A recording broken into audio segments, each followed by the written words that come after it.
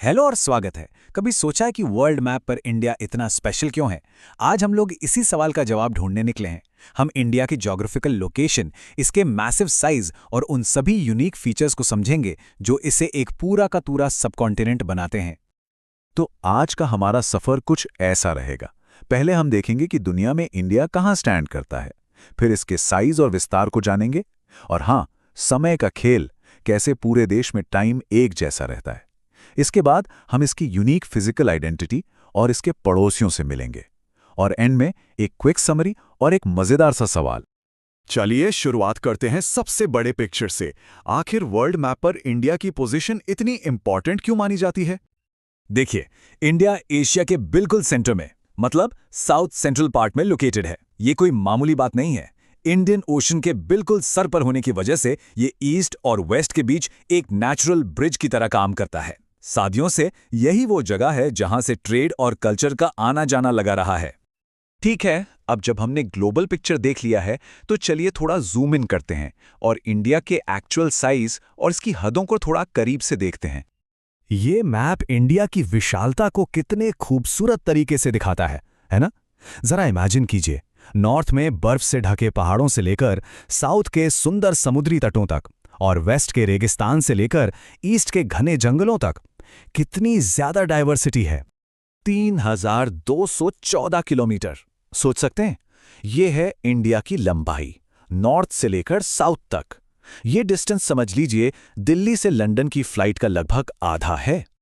और अब ईस्ट से वेस्ट की तरफ ये चौड़ाई है 2933 किलोमीटर। अब ये दोनों नंबर्स देखने में लगभग बराबर से लगते हैं, सही कहा ना? लेकिन यहीं पर एक बहुत ही इंटरेस्टिंग सवाल छुपा है।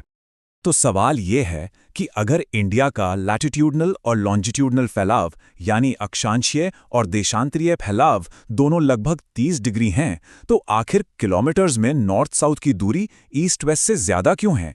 इसका राज हमारी पृथ्वी के शेप में छिपा है। ऐसे समझिए, हमारी अर्थ एक ऑरेंज यानी संतरे की तरह है। संतरे की जो खड़ी फांकें होती हैं वो लॉन्गिट्यूड्स हैं। वो ऊपर और नीचे यानी पोल्स की तरफ जाकर सिकुड़ जाती हैं, उनके बीच का डिस्टेंस कम हो जाता है। जबकि जो आड़ी लाइंस हैं, लैटिट्यूड्स, वो लगभग पैरेलल रहती हैं। बस इसी वजह से इंडिया की ईस्ट वेस्ट दूरी किलोमीटर्स में थोड़ी कम हो जाती है। अब जरा इसके टोटल साइज पर नजर डालिए। 3.28 मिलियन स्क्वायर किलोमीटर्स। ये पूरी दुनिया की जमीन का 2.4% हिस्सा है, और इसी के साथ इंडिया दुनिया का 7वां सबसे बड़ा देश बन जाता है। सोचने वाली बात है कि इतने से एरिया में दुनिया की इतनी बड़ी पॉपुलेशन रहती है। अच्छा, इतना बड़ा देश होने का एक साइड इफेक्ट ये भी है कि टाइम को मैनेज करना एक चैलेंज हो सकता है। तो चलिए देखते हैं कि इंडिया इस टाइम के खेल को कैसे सॉल्व करता है। ये फैक्ट काफी सरप्राइजिंग है। इंडिया के सबसे पूर्वी और सबसे पश्चिमी हिस्से के बीच लगभग 2 घंटे का टाइम डिफरेंस है। मतलब जब अरुणाचल प्रदेश में सूरज निकल रहा होता है तो गुजरात में लोग शायद अभी भी सो रहे होते हैं। तो फिर ऐसा कैसे है कि पूरे देश में घड़ियां एक ही टाइम दिखाती हैं? तो इस कंफ्यूजन से बचने के लिए इंडिया ने एक बीच का रास्ता निकाला, जिसे कहते हैं स्टैंडर्ड मेरिडियन। ये एक इमेजिनरी लाइन है जो देश के लगभग बीच से गुजरती है, और इसी लाइन के टाइम को पूरे देश का टाइम मान लिया जाता है। और इसी को हम कहते हैं इंडियन स्टैंडर्ड टाइम, यानी IST।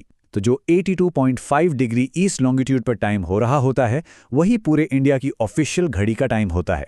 फिर चाहे कोई डिब्रूगढ़ में हो या जैसलमेर में, सबकी घड़ी में एक ही टाइम होगा। सिंपल। और यहाँ एक प्रो टिप। कभी सोचा है कि ये 82.5 डिग्री ही क्यों चुना गया? ये एक इंटरनेशनल कन्वेंशन है।